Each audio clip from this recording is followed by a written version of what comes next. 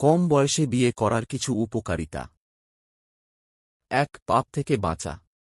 রাসূলুল্লাহ বলেছেন, হে যুবসমাজ, তোমাদের মধ্যে যারা বিয়ে করার সামর্থ্য রাখে তারা যেন বিয়ে করে, কারণ এটি দৃষ্টিকে নিম্নগামী করে এবং লজ্জাস্থানকে হেফাজত করে। সহিহ বুখারী হাদিস ৫০৬৬, সহিহ মুসলিম হাদিস ১৪০০। অর্থাৎ কম বয়সে, বিশেষ করে যৌবনে, বিয়ে করলে মানুষ সহজেই জিনাহ বা অন্য গুনাহ থেকে আত্মরক্ষা করতে পারে। ২. নৈতিকতা ও চরিত্রের হেফাজত।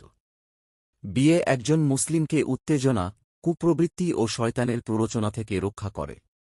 কম বয়সে বিয়ে করলে এই সুরক্ষা দীর্ঘ সময় ধরে থাকে এবং চরিত্র পবিত্র থাকে। ৩. সুন্নাহ পালন। বিয়ে করা রাসূল এর সুন্নাহ।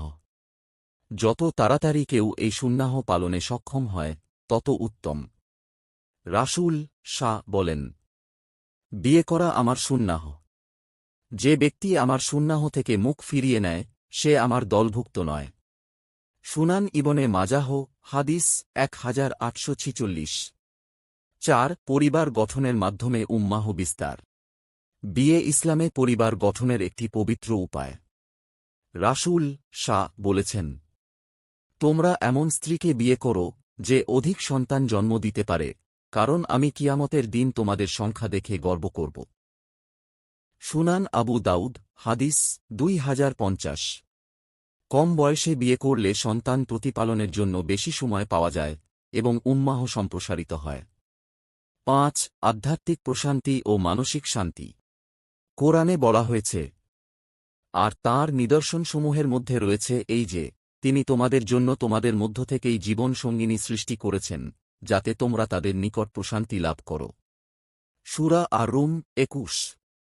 যুব বয়সে মানসিক চাপ, হতাশা, আকাঙ্ক্ষা বেশি থাকে।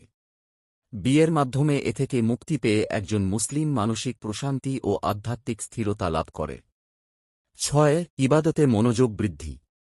কম বয়সে বিয়ে করার মাধ্যমে শারীরিক ও মানসিক চাহিদা হালাল উপায়ে পূর্ণ হওয়ায় ব্যক্তি ইবাদতে আরও মনোযোগী হতে পারেন, যা ইসলামে অত্যন্ত গুরুত্বপূর্ণ।